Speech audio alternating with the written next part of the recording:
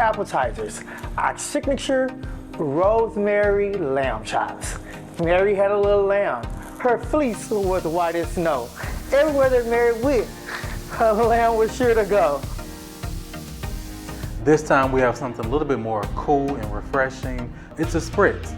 It's actually the Libra spritz. I'm ready to sit by the pool, dive in, have me something cool to sip on.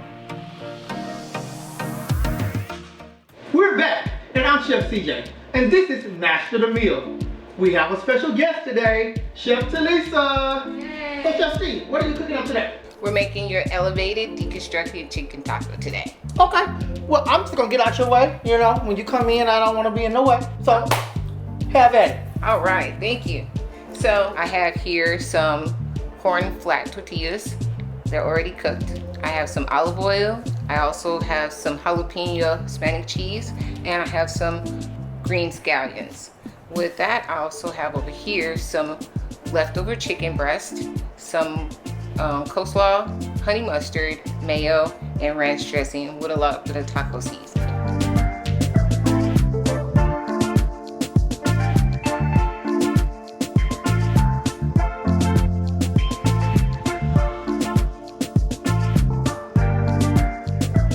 Now I'm going to take my chicken and you're just going to shred it, right? Good, chop it up, whatever makes it easier for you guys, right? My mom and my aunt has always told me the best tools in the kitchen are your hands. So don't be afraid to use your hands and your fingers. This is also a good way for you to do a meal plan as well. If you have some leftover chicken breast, some leftover grilled chicken that you had cooked a couple of days before, you can actually take this and shred it up and put some taco seasoning on top of it like you would do normal taco meat. And you just saute it down, let it cook down and let it have some more seasoning to it. And then once you're finished, you can add whatever sides and toppings that you do with a regular taco. My son likes to have beans, so I get the refried beans and some nacho cheese. And I use that as my base to keep the meat from moving around on the taco. So, just a little tip there. Now, there's no shame in using a knife. If you want to use a knife, you can, but you can also use your fingers like I'm doing now, or you can use a fork. Forks are really good too. The teeth on the fork actually help grind or separate the meat from each other. So, here, what I do is I just take my meat and put it in here. And then I take a little bit of this taco seasoning, put it on top of my meat.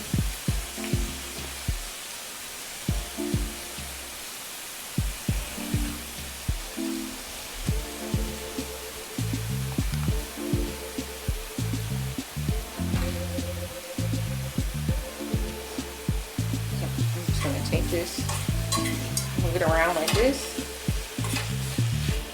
And you just wanna make sure it just warms through.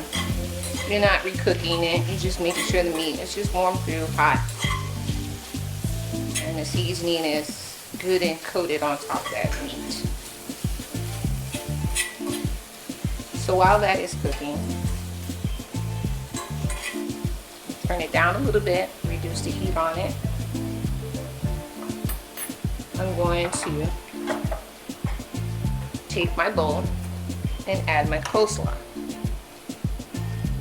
Now they have these packages in grocery stores where they have the Brussels sprout coleslaw and other ones that are a little bit more healthier besides this one right here. But it's all good. So we're gonna make it taste good anyway. So I have my coleslaw in a bowl. I'm gonna take some dressing. Now there's a little trick I do. If I don't have salad dressing, like ranch,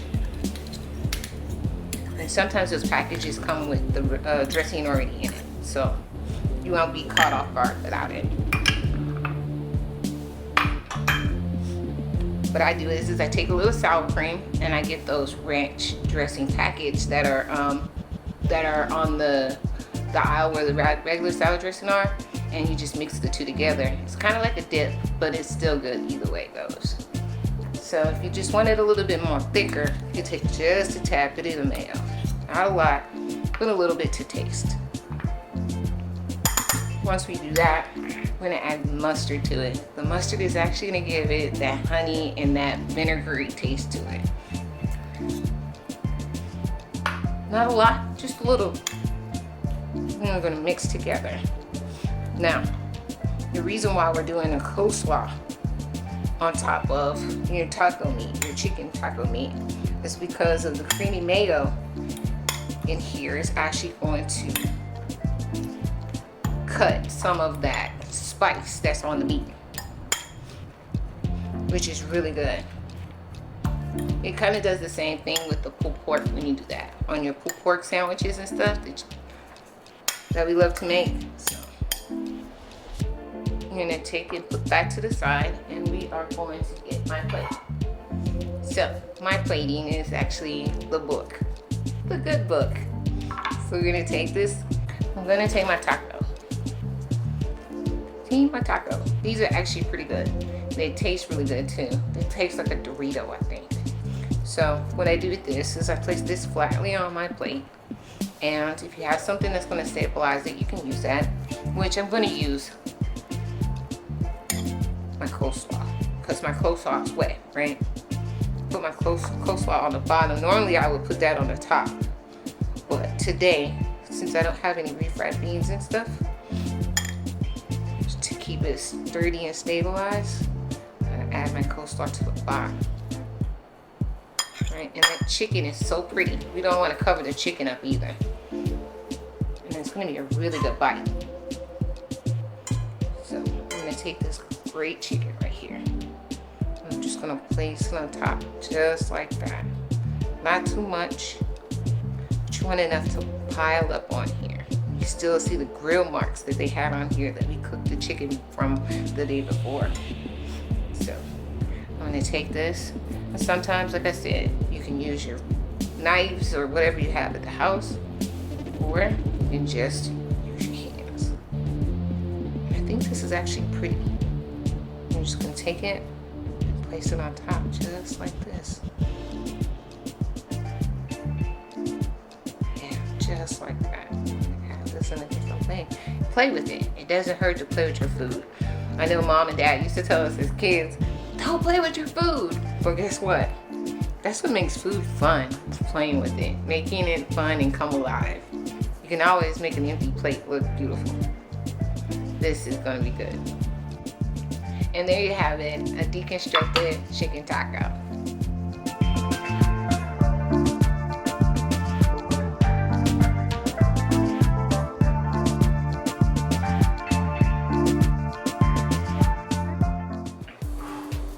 That was an amazing meal that Chef just prepared.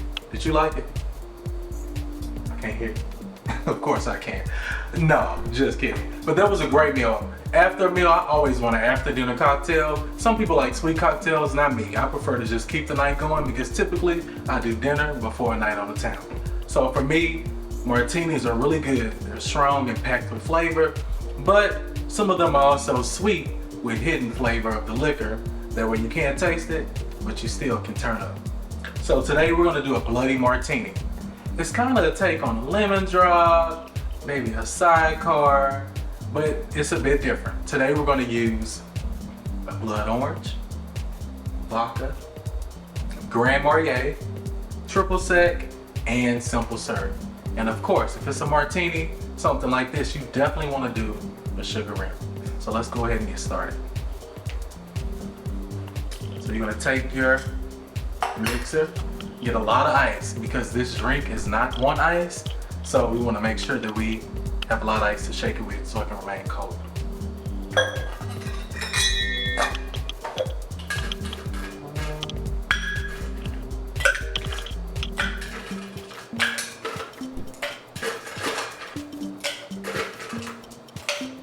A lot of ice. If you have to question if you have a lot of ice, you don't. Keep going.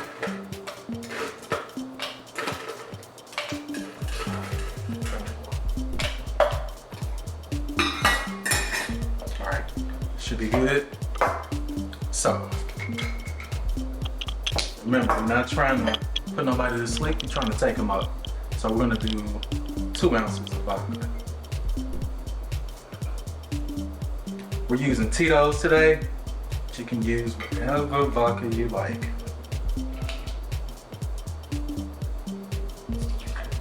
Just a little bit more.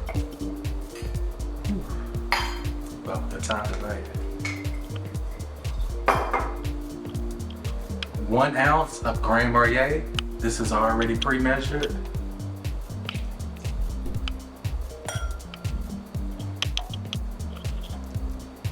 Half ounce of triple sec.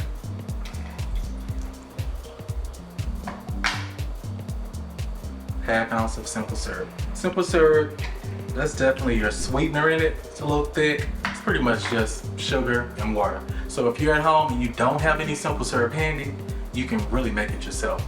It's half part of sugar, half part of boiling hot water. Mix it together, let it cool.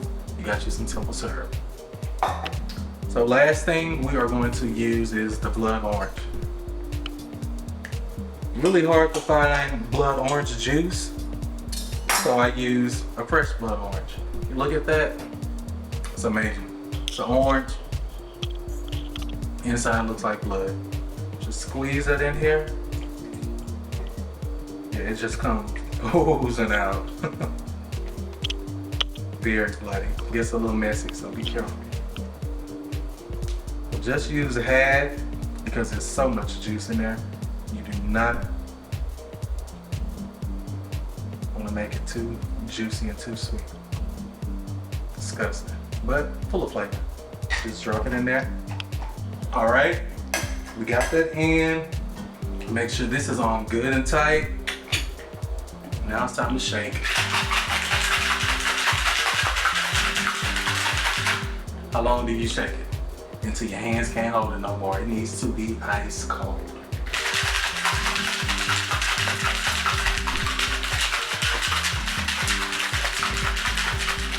Whew. Okay, that's cold. Okay, so while we kind of let that warm up a bit, we're gonna take our martini glass, pop it right on top of some lime juice, like that. Dip it in sugar rim. Now look at that. There is a god. All right. This is good and cold. Pour this.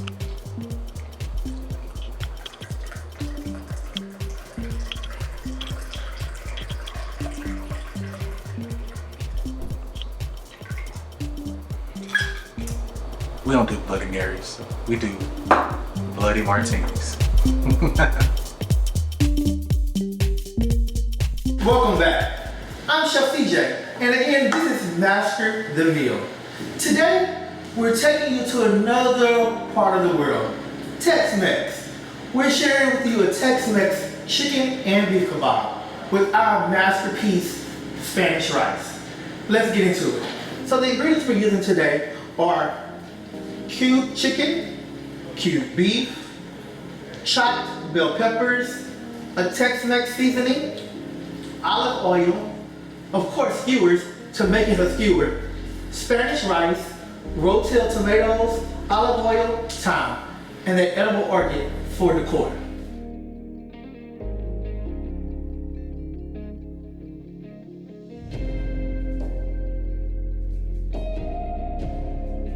Let's get into it. So I have 2 different skillets going at one time. We're gonna put a little of olive oil in them both and get it hot. The reason that we're not going to put the beef and chicken into the same skillet is because we don't want to cross-contaminate. Nowadays, some people are not eating beef anymore, or some people are not eating chicken, so we don't want to have that cross-contamination. So I'm literally not cross-contaminating using different skillets as well as different hands and different gloves. So in our left skillet, we're going to go ahead with our chicken. Right skillet, go ahead with our beef. Wash our hands. And straight into the skillet, let's do our seasoning. Right onto the meat.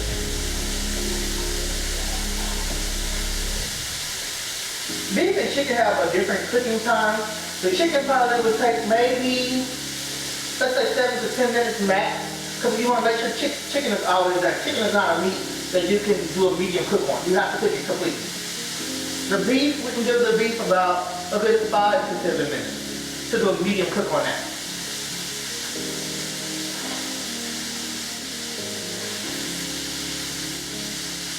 So now it's time to take our meat out of our skillet.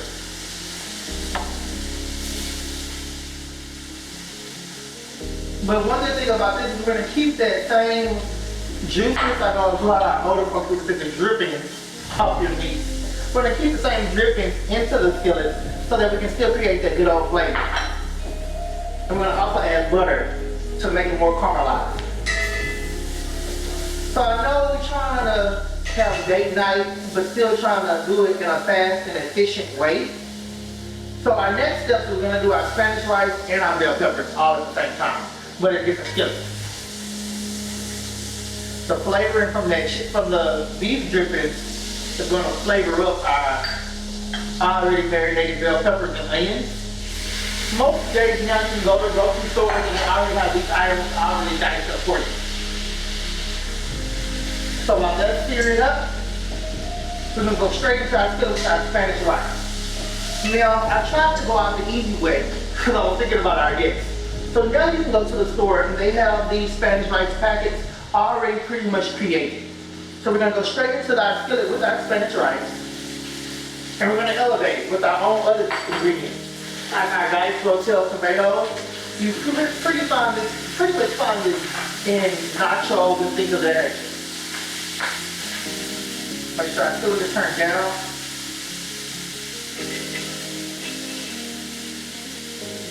Gonna add a little thyme, just for a little freshness.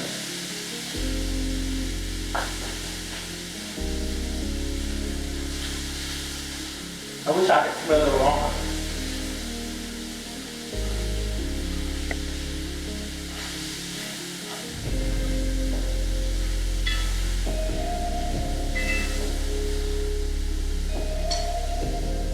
Let's remember to just add a little more seasoning to each dish. We want to always make sure we always season it well.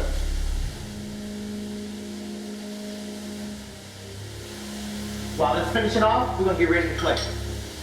So now that we have our bell peppers and onions already seared up, we're going to go ahead and transfer it to our bowl because it's time to make our actual kabobs. There is no right way, wrong way to actually make kabobs. It's any way you would like to make them. Again, I want to keep our chicken and our beef separate because of allergies and things of that nature.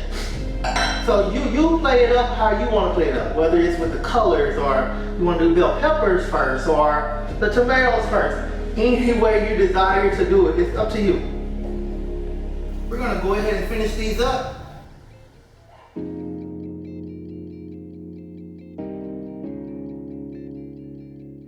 So now that we've made our kebabs, it's time for plating. You know, always thinking about canvases and what we're plating on, what is it looking like, things of that nature.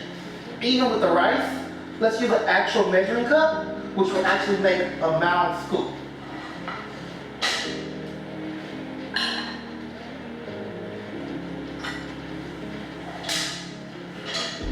Go straight down the middle with it. And you see the difference versus just a regular spoon. The actual measuring cup make it be piled up.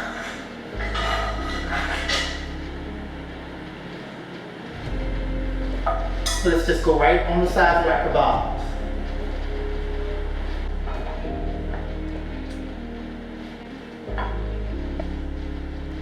Use a little decor, and we can use the time to show people that time is actually in the dish.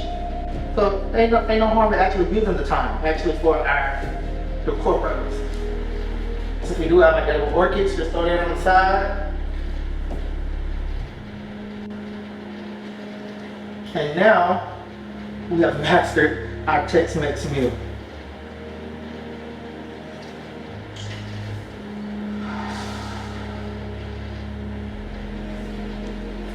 We have just mastered our Tex-Mex chicken and beef kebabs with the masterpiece Spanish rice.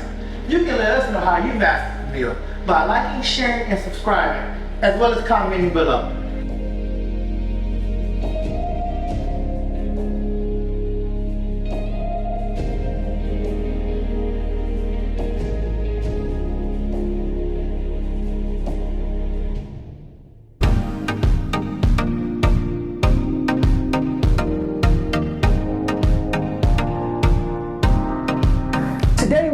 seared trout.